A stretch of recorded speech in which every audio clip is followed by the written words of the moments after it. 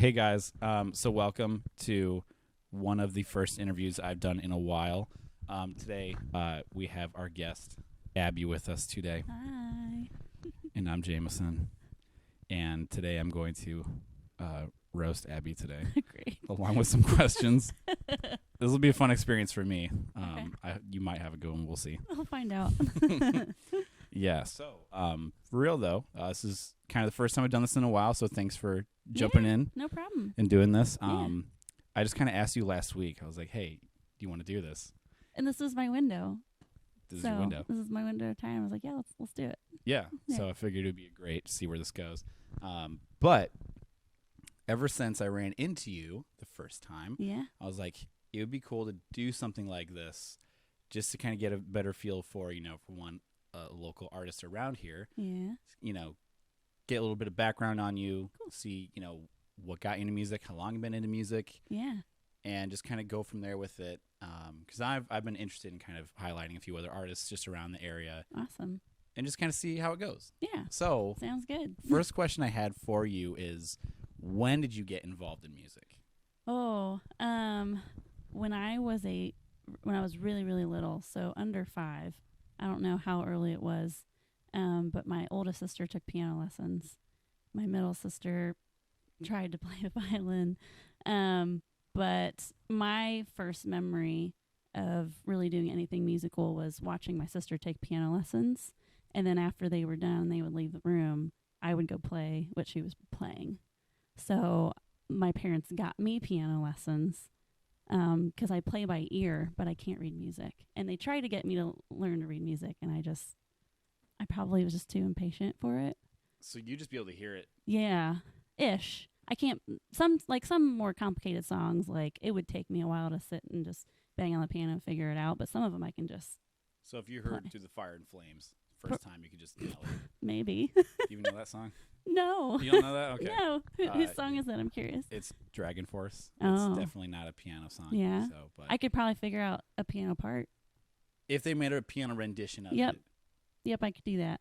I'm going to find one because there's more than likely on YouTube somewhere. I'm Yeah. going to shoot you one. So I'm Challenge. going to do I'll do it on. That's gonna be on my YouTube channel. that.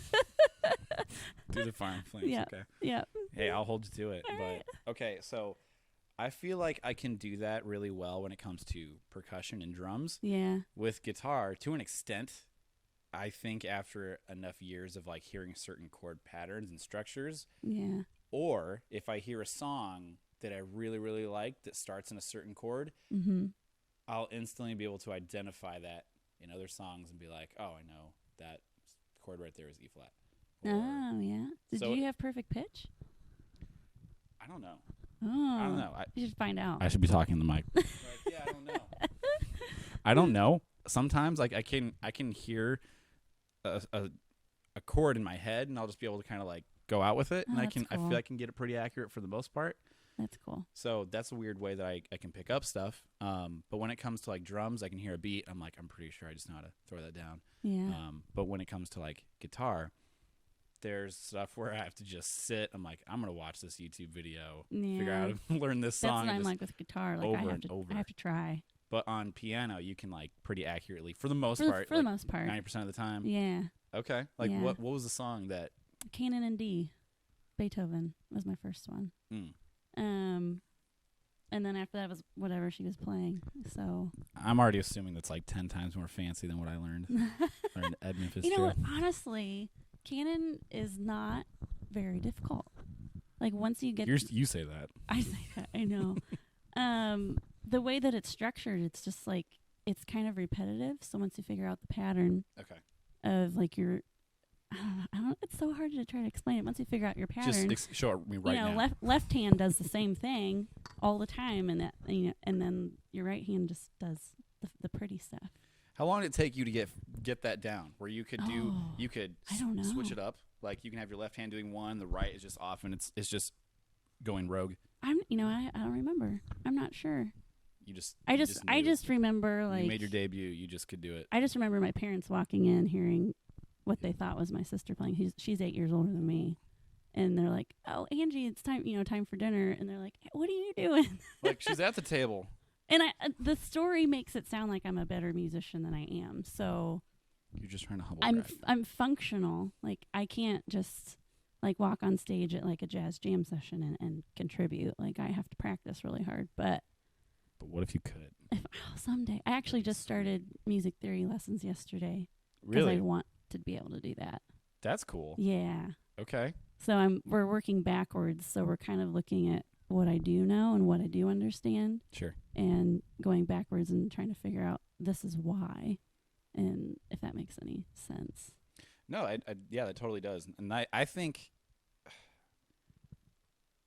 only recently I've come to understand, or more like appreciate, that side of music. Yeah. Instead of like just being willfully ignorant to it. Yeah. Now I'm like, it actually would be cool to like know the why of how like you could create this chord pattern, and just kind of, more the roots of it, not just here's what's on top, and just run with that for a while. It's like eventually you're just like, let's kind of go down a few more levels and kind of get a better feel or understanding for all that. Yeah, and the biggest reason I'm doing that, there's two reasons. So I have a trio and a full band that play with me sometimes, and so I was struggling to take the songs that I had written on guitar to make chord sheets for the whole group.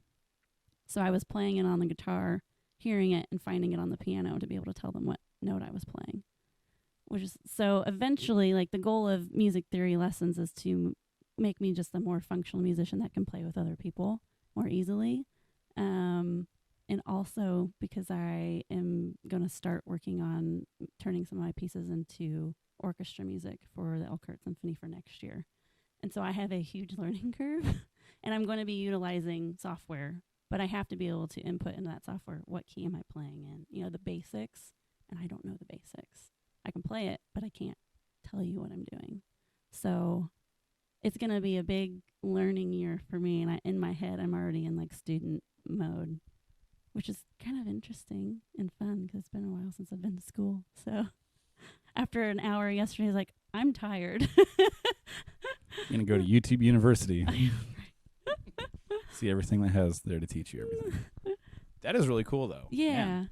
And I have tried the YouTube route, and it's helpful to an extent, but the way that one of my friends is coming to my house every Monday for an hour, and I think it's going to probably sink in faster because I'm a hands-on person. So, and I can ask questions right then and there. Like if I don't like it when I watch YouTube, if there's a part that I don't understand, I can't ask the question and get the immediate feedback. And, we were talking earlier, time is very valuable. So if it takes me 2 hours on YouTube to find the answer to the video that I'm watching that I can't get the answer for, like that's a waste of my time. So I'm actually very excited. I'm terrified, but I'm excited to learn theory. That is very cool. Yeah. Well, I'm really excited to actually like see all of that. It's going to be a process. I have no idea what's going to happen. There's going to be a lot of sweating. There's going to be a lot of freaking out. I'm assuming I'm going to cry at some point. A lot of tears, a lot of sweat, tears. Yeah. Work, more tears, and then finally the end product. So that's going to be really cool whenever that does arrive. Yeah. The show is I think it's May 14, 2023 for the symphony. How many songs? 30 minutes worth. So like 5 to 6, like maybe? 4. Or 4? So like we're going to definitely do at least 2 or 3 songs that are already existing, but when you are arranging for a symphony, you can extend parts and make things a little more dramatic. And Got it. And I'm going to be performing with the symphony, which is awesome. Like singing? Yeah, and possibly playing my instruments too. But we're in like the early phases of just trying to figure out what songs we're going to do. But when I got the offer to do that job, I had already started on my phone writing lyrics for something that I was just going to work on for myself. And when I got offered, hey, we want to turn your music into music for a symphony, I was like, I'm finishing that song. I know exactly, like it's meant to be for a symphony. And so that one's probably going to end up being like an 8-9 minute piece. And I already know. Like that's how I hear it in my head anyways. So I actually get to do it, which is crazy. When that moment happened, yeah. When, I don't know, you got the call or whoever talked to you, how did that feel? Like when that you got asked that? At first I was it felt like it wasn't real because I can't read music. So I was like, oh no. I was like, I'm having this conversation and I was over the moon because I fell in love with music because of movies and film scores. And if I had gone to school and studied, that's what I would have wanted to do, is to, write film scores. And I've just always had in my head, I'm never going to get to do that because I don't have the skill set for it. I could hear it in my head, but I can't tell anybody what's in my head. That's a problem. So to even have the offer to do it was crazy that even happened. And so I was excited and mortified all at the same time. In a good way. In a good way. And then I had a conversation with another female musician friend from Chicago area. And she's like, and we're very similar in personalities. It's like, oh, if we want to do something, we're going to figure out a way to do it. And she's like, oh, you'll be fine. You'll figure it out. You always do. And I'm like, you're right. Yeah. I can do this. And then I was like, I got to find someone to teach me how to do this. Hey, it's important to have people like that. They're just like, hey, you got it. Yeah. Even if in the moment you're like, no way. They're like, you got it. Because I was very good grounding. I was literally like deer in the headlights, but so excited. And I'm still feeling that way ever since I got the phone call. Was it like a few months ago or? Yes, very beginning of May. Okay. Is when I found out. Okay. So I got an email, and then within like an hour, I was on the phone with a conductor who lives in Washington, D.C. How did they come across your music? Google. What? Isn't that crazy? Yeah. Was he like, The I'm just internet. going to hit up Google, hit up the Spotify's, boom, some Abbie Thomas. She's like, this would be great if we just made a symphony out of it. Right? So the Elkhart Symphony partnered with the Tumbleweed Jumpers for the same project. They did it this year. It was the first time they'd ever done it.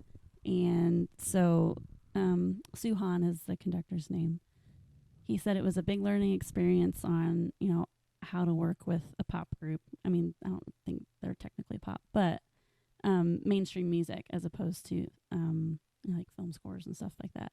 So they had a learning experience. He's like, I already know how we would do it differently and how we would work together and all that good stuff. So we talked for probably half an hour, and I took as many notes. I was typing feverishly on my laptop. And so Suhan's actually going to take one of my pieces and turn it into sheet music for the symphony, and then I'm going to work on the other ones. But we're going to structure it so that I get to work with the members of the symphony. Like if I'm stuck or I need feedback or I need ideas, I can go to members of the symphony. So you got a lot of stuff you can bounce off them if needed. That's a really so I'm not gonna cool be option. Alone. Yeah, which is nice. Yeah. You're like, hey, can you just show up with it completed? Bring the music. Yeah, sure. Yeah. That is really cool. So yeah. Do you guys have deadlines you're trying to have for that? There will be some, yeah, because I mean the symphony also has to rehearse, right? Too. And I know that the weeks leading up to the show there will be a lot of rehearsing, but yeah, I also have to have self deadlines too because I play live music all the time. Like that's my main source of income, so I'm gonna have to budget my time wisely and stay on top of it. Right. Yeah, because it's not just me. Like this is for a huge group of people. That is an awesome opportunity, and I'm thrilled to see that the results of that and see how you follow up with that. So I'll try to like keep updated, however possible with that. But that's awesome. So I mean, great for you to be able to have something like that kind of just come out of nowhere. Yeah, it did. It came out of nowhere. Yeah, because he found my website, and here we are. So he found your website, saw your music on the website, and so he was like, "This is it." Mm-hmm. That's very cool. Yeah, man. And I actually got to go watch the rehearsal for this year's show with the Tumbleweed Jumpers, which was so neat. And they have a really big band, so that was really exciting to watch. And I think in a year's time, having watched that at least, my nerves will probably be a little more in check because I know what to expect. Yes. Yeah. Okay, you're gonna do fine. I hope so. We're going to find out. Hey, that's, very random, but awesome. Yeah. Just equally awesome. Yeah. I know you said you mainly just, music is where you're at right now. That's what you mainly do for a living. Yeah. Especially with playing live. How many shows a week do you typically play? Right now, about 3 to 4. I have found that if I do more than 4 vocally, I struggle. I just get tired. because most of the shows are 2 or 3 hours long, so that's a lot. And musically, like guitar and piano, like I'm just like laying the bed. Like vocals is my strength. So when I'm singing big songs, so I get tired. And I work out every day and I eat really probably too well, just make sure that I take care of my voice because that is my main instrument. But after 4 shows a week, I'm mentally tired and physically tired. So they're all about 2 to 3 hours a piece. Most of the time, yeah. Yeah. Yeah. Have you ever done 4-hour sets? Yeah. Ooh. You know what though? After 2.5, you're like, this is fun. This is enough. after that, you're like, there's this. So like the first hour, I feel like depending on where I'm playing. So the majority of my venues are wineries, so they're chill. Like they tend to get a little rowdier as people drink more wine, right? So I can ease my way into it, which also helps, my vocal longevity. So I'll start with more chill songs like Norah Jones and stuff like that. But by the end of the night, I'm playing the White Stripes. So it's, yeah. That kind of bounces all over. Yeah. My goal has been like 1 to 2 a week. Yeah. I think that would be like comfortable for what I do. Yeah. But that is true. With like as the night progresses, some of the crowds, depending on where you go, it can get a little bit rowdier. Yeah. But personally, and you got to pull out the bigger songs.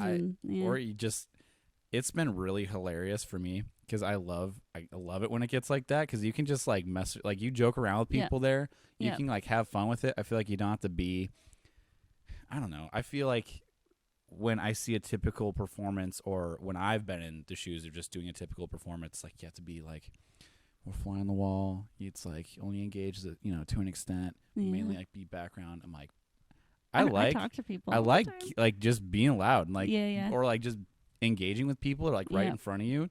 To me, that's like what makes it a lot of fun, even if it is supposed to be more like, hey, be the music, for people to listen to and stuff. It's like all for that. I guess I love just the extra step of being able to kind of like just immerse yourself with people in there, and you can like really joke with people and go back and forth. Yeah, that to me is like just a lot of fun. But yeah, I enjoy that. Yeah, shows usually go better if I can get people to talk to me, and like right. Yeah, I will, depending on the venue. Like sometimes like it's like a listening room experience, so like we're in it right away, and I have this line I always use, like, hey, if you don't know me, this is our first date.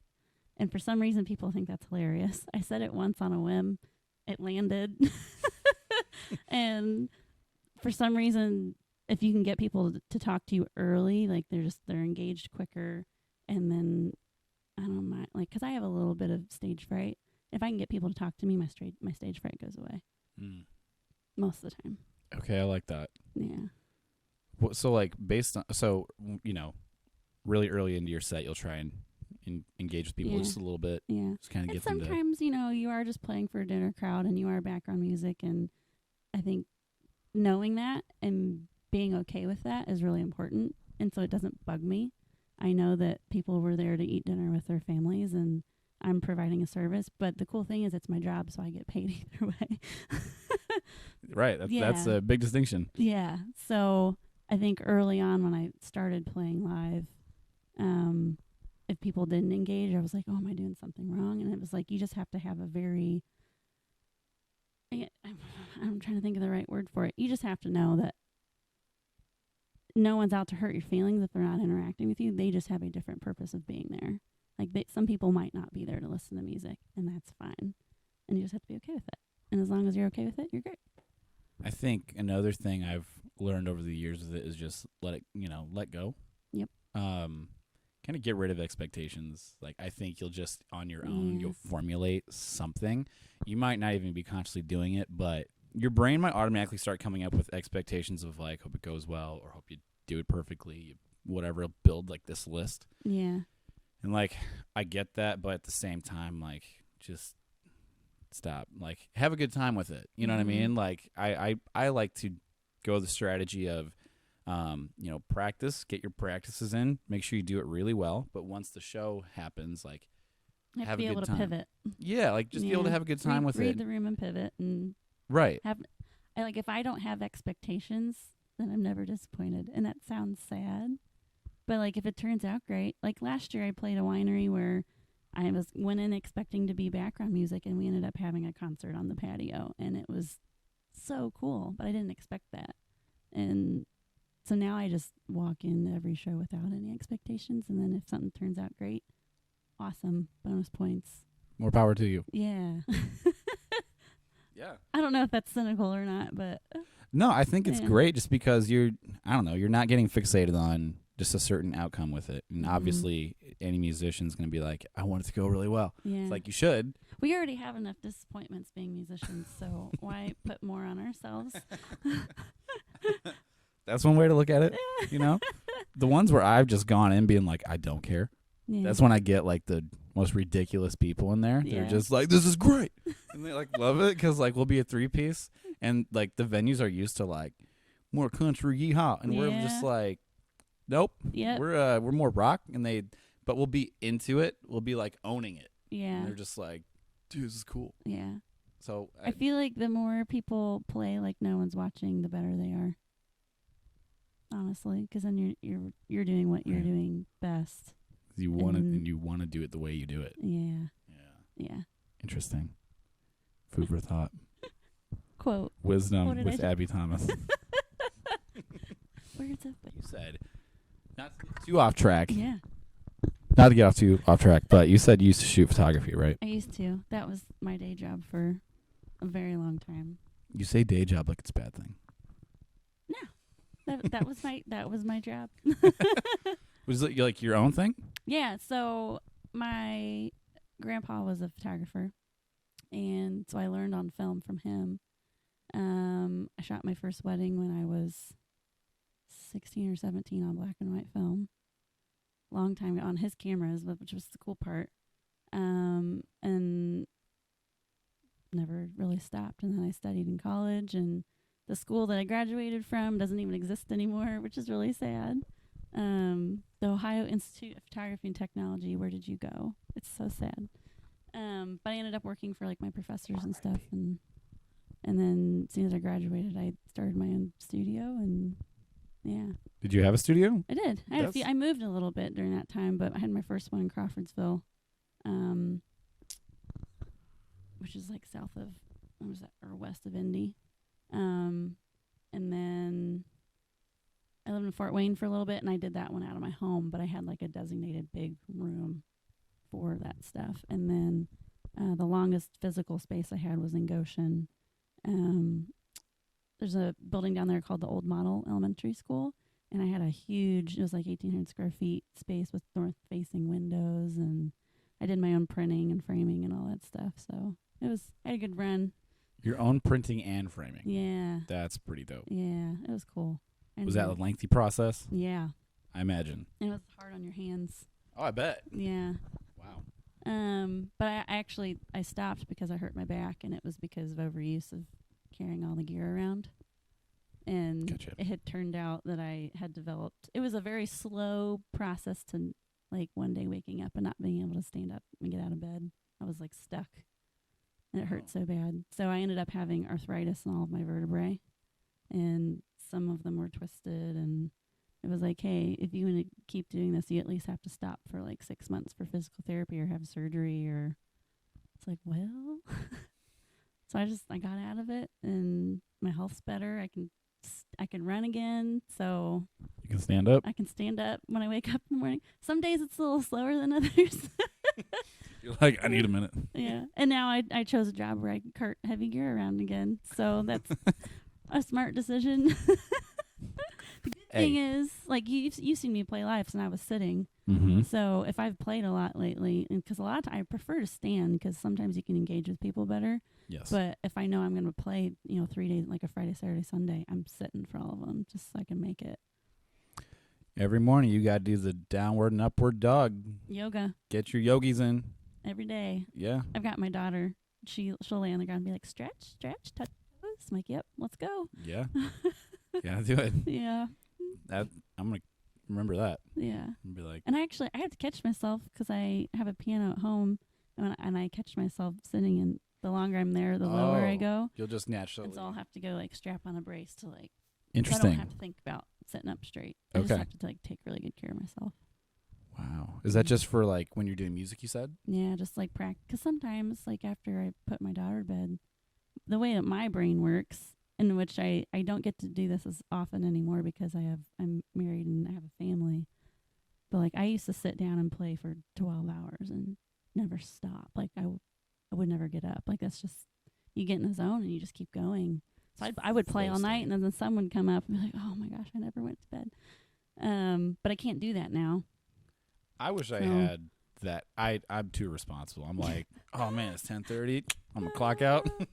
I'd be like, I want to learn this song, and if it's gonna take me this, I'm just gonna do it. Like I will sit there until I learn it. But now it takes me forever to learn a song because I can only do it an hour at a time. But right.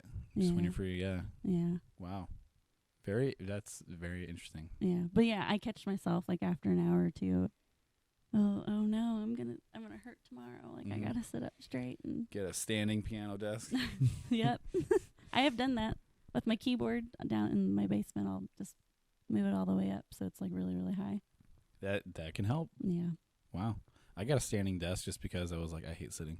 Yeah. Yeah. Yeah. That's the stand-up desks are really cool. Yes. And the button and it just boom. Yep. Just like feel powerful. That's a very interesting story though.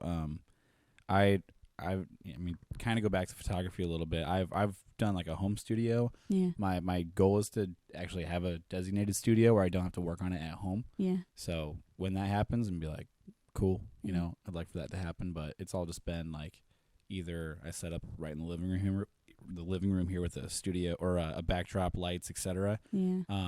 Or it's just somewhere out in location where I'm just shooting people out there. Well, and honestly, like when I had the studio space, I was outside half the time anyways. Yeah. But it did make it so that like I had a consultation with every single client. My sales were higher, like, because I had a place to do in-person sales, and it made it a viable career for me. Plus, I was able to turn off my work brain. Like when I went home, right, I wasn't working, which was great.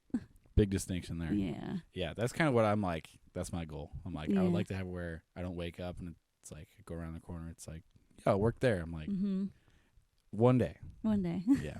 So, but that is really cool. What kind of photography were you into? I know you said you did weddings. Yeah. But was there other types? I did like fine art. Newborns and weddings were the biggest part of my business. I did headshots and had some corporate contracts and stuff like that too. But a lot of high school seniors too. But newborns was my favorite. Very cool. Yeah. But that is really bad on your body. Newborns? Yeah. So I ended up building a table that could roll around in the studio space so that I wasn't bent over. Okay. Like, because with newborns, first you get them to sleep, right? And there's a lot of strategy that goes into making sure that they're sleepy during a session. It's a strat, yeah. But when you're trying to pose them and stuff, it's a lot. I would always have an assistant to help for safety reasons, but it was also because like I can't be bent over for 4 hours at a time. To help mold the baby. Yeah. And like you'd have fingers in certain places to make sure a leg would stay there, and you have to Photoshop them out later. What? Yeah, it was cool. I loved it. It was great. See, that's fascinating to me because that's probably the one genre I've just not dabbled in at all. Yeah. So it takes a very specific temperament, I think. Oh, I'm sure. Yeah, you have to be like beyond patient. Like a crying baby can't make you sad. Like you just, because some people, like I had friends that are like, I can't do it. When they cry, it stresses me out. I'm like, if you're stressed out, the baby's stressed out. The baby's reciprocating your like vibes. Caesar Milan and Training Dogs. Like they read your vibes. They really do. Yep. And like the mom can't be near the baby because the baby can smell mom's breast milk and. What? Like it's a science. I don't know any of this. Yep. What's your biggest photography tip for newborns? Go. This I know this. It's been so long. Biggest photography tip for newborn photographers. 3, 2, 1, action. Keep the baby awake for 2 hours before the session. Why? So they're tired and hungry when they get there. Ooh. So they keep them awake. You hear that? Keep them awake. Feed them when they get to your studio space, and they zonk out most of the time. This has been the best music podcast I have a lot of knowledge that is just very wasted. Wasted? Wow. I don't use it anymore. Start a YouTube channel. I Be like, here's my best tips for newborns. for newborns. And that's it. That's cool, though. I'm going to remember that. You know what, though? Photography has been a really great help with my job now. I don't outsource any of my marketing. Most of the time, we're doing our own photos and videos. So if I didn't know how to do that, there'd be a lot of money I would have to be paying other people to do that for me. How long does a typical newborn session go for you? 4 hours. Oh, my Lord. If it was a really good one, like 2.5. Depends on... 2.5 is like the range I'm in. Yeah. So it depends on if it's a healthy baby and there's no like colic, they were born full term, they're faster. But sometimes, I would have babies with disabilities or a baby who is having a lactose reaction and they're just upset. And my policy was I work until I get my shots and then... Have you ever photographed a super ugly baby? Oh, yeah. Yo, this thing's ugly. I will never tell anyone if their baby is ugly. Aw, your goblin is so cute. They look just like you. Burn. That was a good one. That should be a highlight for this. That's terrible. We asked Abbie Thomas what it's like to be a musician. Here is her answer. Ugly babies. So moving on. Yeah. Okay, so music. Let's kind of steer back. Let's steer this boat back to music land. Are there any new songs that you have? I know you're talking about the symphony stuff next year. Yeah. Are those songs that are like brand new for that? At least one of them. Okay, and do you have songs that are just separately from that, like its own project that are coming out anytime soon? I actually have 2 live studio full band song covers that we actually did them in January. But they'll come out throughout the summer. And then tentatively in September I'll be filming / recording a live Christmas EP. Ooh. Yeah. Is that going to have wanted to do it last year, but timing was too busy in a good way. Yeah. Okay. The songs that are coming out this summer, do we get any hints? Sure. Apologize by One Republic. But we jazzed it up because I leaned that way a little bit. So it's cool. It's definitely different than the original. And Come Together by the Beatles because it's one of the favorite ones that people like that we do live. All right. Yeah. I've never heard you do Come Together live before, so I'll have to make sure actually It's one that I don't play by myself because it's just not the same. Well, right. How often would your band be like when's the next time your band is going to play live somewhere? Tomorrow. Tomorrow? Yeah. Where? So tomorrow we're playing at the Acorn Theater in Michigan. Yeah. So that'll be fun. And it's our show, so we're playing mostly my music and then just a handful of covers, and we're playing those too. You're going to play those too tomorrow? Yeah. That's very cool. Yeah. Okay. So I've got those, and then I would like to put out my own singles in between projects, but it's been so it's busy, which is good. Like live music is so busy that it's very hard to find time to do the extra projects, but I'm trying. Right. Yeah. It's like you just got to figure it out somehow. Yeah. You know what I mean? Late nights, if I want to do it, I just might have to pull. Not all-nighters. I can't do it, but not like I used to. Right. All-nighter, as in by 11:30 p.m. Oh, that's when my day starts sometimes. Oh, my gosh. Oh, my goodness. I value sleep too much. Yeah, same. I'm like, dude, I can't give it up. So the EP that I just put out in May, that one had some all-nighters involved. So you just put this EP out in May? Yeah. Okay, what's it called? Dirty Little Things. Dirty Little Things. Yeah. Okay. It's got 4 songs on it. And originally I was supposed to be working on it with someone else, and timing wasn't working out. And I had to figure out, I was like, if I'm going to put this project out, I have to figure out how to do it by myself. So I actually ended up finding Nate Butler, who's an engineer in Goshen, has an awesome studio, and he's who recorded our live songs for the full band. I knew a little bit, like the very basics of how to record on my own at home, but like vocals and technology and me we're not friends. I have to try really, really hard. But Nate helped me a little bit with like how to make sure I had my settings correct, and I did most of the recording in my basement. Violin, electric guitar, bass, upright bass. I did record piano at Shep's Piano in New Paris on a 1940s Steinway. Oh, it sounds so good. And then most of the members from my full band contributed tracks. My drummer did 2 of them, and then Nate Butler, the mixing mastering engineer, was a drummer, and I didn't know this. So handy when you're recording and you're like, oh, that doesn't sound right. We need to have our drummer come back, and he's like, no, I got it. Let's just knock it out. Like, yes, let's go. It saves Very me cool. money because of time. I mean, time in the studio is money. So he did drums on a couple of the songs, and then I got to be in the room while we were mixing everything, and so it ended up being self-produced, which was not the plan.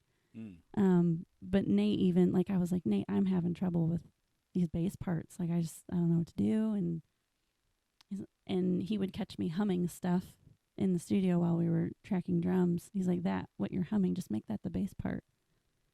And then he'd say a couple of things. I was like, oh my gosh, I know how to arrange the whole project. So he said that stuff on like a Saturday, and I had all the parts recorded by Monday night. It was crazy. That is crazy. There was no sleeping between the days, but it happened. You just said you didn't do all-nighters.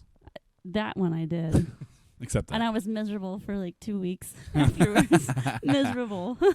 Yeah. You gotta be careful, but worth it. Yeah, and it turned out really well, and it felt way more authentic to who I was than anything else I had put out before. Having someone like that kind of bounce stuff back and forth really help you think. Yeah. Or like just having a technical question, like what setting does this need to be at so that he would have a usable file to work with. Yeah. It would take me hours to figure that out on my own. Right. Yeah. So it was a great learning experience. It was very empowering because now when I want to record something, as long as I make time for it, I can do it. Like I know I can do it. And I couldn't say that 6 months ago. See, that's really good that you point that out. You're just like, when you really want it, it's like you're going to make time for that. Mm-hmm. You're going to figure it out basically as you go with that. And it saves money, too, because Right. I don't have to book studio time. Right. Like, I'll always have to book studio time if I want real drums. I don't have a drum kit in my house or the mics or any of that. But, yeah. That's a whole different world. Yeah. That's a lot. Yeah. Yeah. But that's really cool. So how many you said there was 4 on it digitally, right? Yeah, so the digital release has 4. If you're a cool cat that has a CD player in your car, there's still people. I make that joke at shows now, and people think it's hilarious because there's a few people who are like, I have a CD player in my car. Like you, I'm talking to you. There's a bonus track on the CD, and then I've got vinyl being made right now that has 2 bonus tracks. Well, okay, before I ask that question, what are the name of the 4 songs? Chasing the Moon, Can't Go On Like This, Dirty Little Things, and What If. Okay, so I'm picking up some clues. Yeah. 3rd song Dirty Little Things. is the name of the EP. Yeah. Is there a story there? Always. I know, I'm just asking anyway to get this conversation going. What I have been asked that a few times, and I start sweating almost every time. Is this camera worthy? It's like, should we talk about it? All yeah, right. it's fine. Let the fans know. Yeah. Abbie. Honestly, like there's 2 different types of people, I think. There are people that listen to music and all they hear is the music. It's like, oh, that's got a good vibe, or I love the way that sounds, or whatever, or it makes me feel a certain way, right? And then there's lyric people. And the people that listen to lyrics often ask me if I'm doing okay. And they're usually musicians, right? Yeah. Like the acoustic guitar player in my band is like, Abbie, is everything okay? Like, you have to remember, like, a lot of stuff that I write that I'm finally putting out, I wrote years ago. And I'm just now figuring out that I have the skill set. Oh, I can clean this up, or I'm going to work on this lyric and try to make sure the story makes sense. Because, like, that's something I'm committed to now as I'm growing as a musician, is making sure the whole thing as a package tells a very clear and concise story. So I've had really difficult relationships where people were not loyal, and that song is about a lack of loyalty. But I will never tell the real story. But you'll just tell us some little things. Little nuggets are fine. Some dirty little things. Some dirty little things. Yeah. Yeah. See, the thing you brought up about having songs from years ago, Mm-hmm. I feel like probably any musician watching this is just like, oh, God. Yeah. I mean, and it takes time. Like, something might happen. You know, if something bad happened yesterday, the song's not coming out this Friday. You know? Okay. There's a process. Like, one of my favorite songwriters is Tori Kelly. Okay. And she usually has to sit with a situation for 6 months to a year before she'll ever write anything about it. I usually write immediately, but I clean it up later. Okay. I feel like I was like gonna say something similar to that, but you just like filled in the blank for me. Yeah. Yes. Is that how you write? It's a mix of both because I'll think up this really sweet, like I'll just kind of morph out a really cool guitar riff. Yeah. Get lyrics that like really match that The same vibe. message vibe, however you want to put it. Yeah. Right then and there.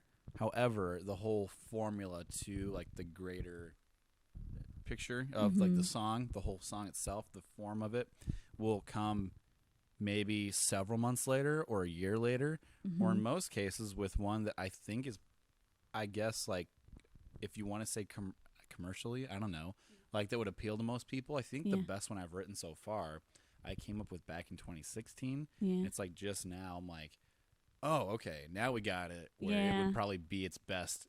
It would have its best success rate. Yeah, yeah. I know what you mean. Yeah. Like I have some songs that were like super quick writes, like 15 minutes. I'm like, that's it. I'm not touching it. And other ones, I'm like, there's something here, but like I've got to sit down and like spend some time on it. And that's okay too. So like when it comes to like writing style, I'm all over the place. Like now, because my life has changed so much and I have a family and I've got 2 dogs and a baby who needs snacks all the time, and I have to go play shows. Like sometimes I'm writing lyrics in my phone while I'm driving. Yes. Don't arrest me. If I don't get the thoughts out right away, like I'll forget them. And then I'm writing the music later. Whereas like before I had a family, I was sitting down and writing the music and the lyrics all at the same time, and it would all come out at the same time. And I had the time to stay up all night till the sun came up and work it out. And normally, I mean, I used to say the songs turned out better when I got to do it that way, but I don't think that's the case anymore, which is nice. I'm not panicking if I can't get it all out at once. And that used to make me nervous. Okay. Yeah, the thing I just wanted to mention about that is when you're writing stuff like on the go, whether it's on your phone or something. Yeah. I feel like the 2 most underrated apps on a phone are voice memos and notes. And notes. Yep. Those are my 2 most used apps. Yeah, because like I can write the lyrics because it's funny. I will, if I come up with a melody. Yeah. Here's how I write. Sing it in your voice notes. Yes, you'll do that in the voice memos. But when I come up with the melody, I can hear everything else around it. So it's like, here's the melody. Yeah. Guitar, the bass, the drums. I can hear all that going with it. If I just hear the melody, I already get how everything else goes behind it.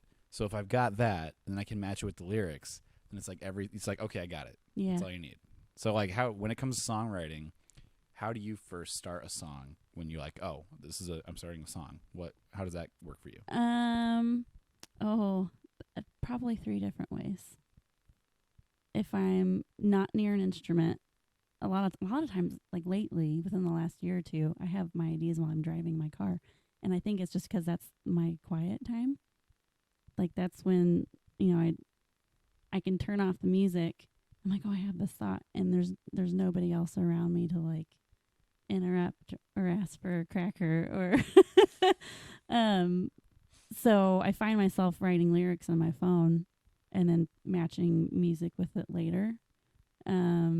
My favorite way to write is to just sit with an instrument, and if I'm having a thought or like a theme for a song, writing the music and like writing like just like a chord progression and playing it over and over and over again. And the lyrics will often just kind of pop out. But sometimes I'm driving my car, I'm like, oh, that's a chorus. And I have to sing it in my phone really fast. And I'm like, okay, I'll worry about it later. So it kind of just depends on where I'm at, because the song ideas will hit me in the middle of a show. I'm like, dang it, I have a feeling I'm going to lose that one, and that makes me sad. It's like, hey guys, I'm going to stop this show really fast. Right? I came up with these sweet bars. I just got to put in my phone. Give me like 2 minutes. Yep. And I'm like, ugh. Because I remember that happening like a month ago. I was like, right in the middle of the song, I was playing like the instrumental part. I'm like, oh, a lyric popped in my head. Yeah. I have no idea what it is. I was busy. Right. I feel like when you get to a certain point with songwriting, there's a fly buzzing around. There is. It's very annoying. Just name him, and then he'll be part of the gang. Hey, Pete. if you could just chill out. Pete's very excited to be here today. He's just buzzing with joy. Yep. When oh shoot, what was I gonna say? See, if you don't get it out, you forget. Oh my god, I was gonna say there's a certain point I've noticed when you get to with songwriting where when you Pete's got something to say. Pete, would you chill out? We can talk after the set, okay? If I could just promise, I'll take a nap. just chill out. I'm gonna say there's a certain point you get with songwriting where you do it so often that you just can't keep track of all the ideas, and they just keep going, and it's like an overload. Mm-hmm. It gets kind of annoying. I'm in one of those phases right now. Oh my god! Where all pieces are all coming out for a bunch of different stuff, I'm sorry to hear that. and so like You can't retain all of them, I have to. but you're gonna retain as many as you can. Yeah, and like, where's my You're gonna be good for the next 20 years after this. lyrics folder? Oh, and I figured out how to make folders a few years ago for notes and stuff. But like, I'll name a thing because it needs a name, a title. It's always HDBD. It's like the letters that I punch to give it a title, and I'll name it later. There's a bajillion of them just like that because they don't have a home yet. So you just have a million acronyms in there that can mean anything. Yeah, and it's real That was sad. HBDB? What would you call it? What would you... There's another one. Yeah, but I have a bajillion new notes in here that... Give me the last acronym that popped out. That might be the last one. Just the acronym. I don't want the actual name. Oh, where's that? Any of them. It could be any of them. HDBD. LAF. All right, you got to name it right now. Lost a friend. Oh, is that what it was? Yeah. Oh. That's actually If you had to one rename it to a different name. I'm like antsy to work on that one, actually. Okay. Man, is there a good one in here? That's like, this cool, one's though. just called Hugs, and there's nothing under it. I don't know why that's in there. Is it like Hugs with a Z? Could be. We could change it. Make that be the one for the symphony. This one says, hip-hop needs beat. I don't know what that means now, but I'm sure in the moment, there's like a sound. There was very important. There's probably a voice memo that goes with that'll explain my thought process. It was probably just you saying that. Hip-hop needs beat. Oh, Lord. Brilliant. And it could be complete trash, but we won't know until I have time to figure it out later. Right. Yep. Yeah. Good luck. So, I mean, I feel like this was a lot of I got a lot of the questions answered Okay, good. that I had. So that was really cool. Good. This is pretty much the first time I've sat down and just kind of talked to you. Yeah. So that's really cool. That's true. I thought it was fun. Good. I had a good time. It was cool to get more insight. Yeah. I think the only other question I had is how many instruments can you play? Oh. I try at guitar. I mean, the songs that I write are on guitar. It looks like I know what I'm doing. I have no idea what I'm doing. Piano. I used to play the trumpet. I think that might be it. I can play a mean tambourine. Four. If the tambourine counts. Didn't you say you did a stand-up bass? Oh, no, that's my bass player. He has an upright bass. Oh. Do you know how to play it? No. I mean, if you gave me a little bit, I could figure it out. Oh, okay. I've learned that people have been telling me I should try playing bass because they said it's pretty simple. But I don't know if that's actually true because I watch some really good bass players and I'm like, how in the heck? Okay. They're just flying around. Okay, listen. There's a huge difference in between playing the bass and then being a god at the bass. And like playing the bass. Yeah. Yes. I've seen a few people this year that can play the bass. Play a mean bass. Yeah. And I would love to learn more instruments, but I want to get really good at the ones that I'm trying to play now. Yeah. Yeah. Like so I can play the guitar, the bass guitar, the drums, and a little bit of keyboard. Yeah. That's like, I got some chords. Yeah. Bam. Not nearly as like developed as like any of the other ones, but I've gotten like pretty good with like intermediate advanced with like, those main three. Yeah. But I am definitely seeing the gap of like what would make me where I'm at now versus like knowing how to play incredible at drums, knowing all the nuances that come with that elite level with it, and with any other instrument. So it's like I'm seeing that, and it's like the more I get into that realm, I'm like, I feel like I don't know anything. Right. And because I think there is a difference between like being functional and like getting by, and then like really knowing your craft. Which is why you're like music theory. Which is why I really want to learn it, because like I can hear things in my head, but I don't know how to tell people how to play it. So like when we were working on the EP, and Caitlin, violin player, would come over, I would sing stuff or play it on a keyboard to try to give her an idea. But violin has so many different nuances in their fingerings, and I don't know what's possible for a violin player. I could sing it, but it might not be possible. You know what I mean? Yeah. So if I can learn more music theory and more terminology on, how do you get from this note to this note? Oh, can you do this? It would be nice to be able to just communicate better. Yeah. Okay. So one last question. You're having more thoughts. One last question before we go. So I know being a musician, being a singer, doing your thing, I'm sure you get asked this all the time, but since we're here, we're just going to do it. Okay. Are you ready? I'm nervous. If you could be any animal, which animal would you be and why? Oh, a bird. That's easy. But why? I just want to fly, honestly. Because I just look at birds and they just seem so free. And they can just, like, I love flying in planes. But it takes a lot to get on a plane. It's not enough. enough. I stand in that security checkout for hours, and I just want to fly. Just got to fly. The silence that I hear, it's silent when you go up there.